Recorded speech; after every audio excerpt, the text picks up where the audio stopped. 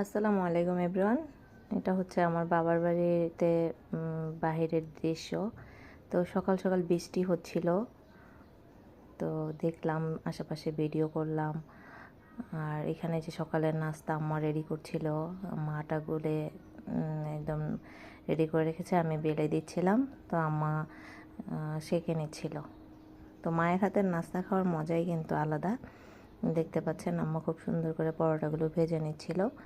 তারপর পরোটার সাথে ভাজি ছিল, চা ছিল। তো আমার অলওয়েজ ফেভারিট পরোটা চা দিয়ে খাওয়া। তো আম্মার জন্য বলতেছিল যে তোর এই অভ্যাসটা পাল্টাবে না।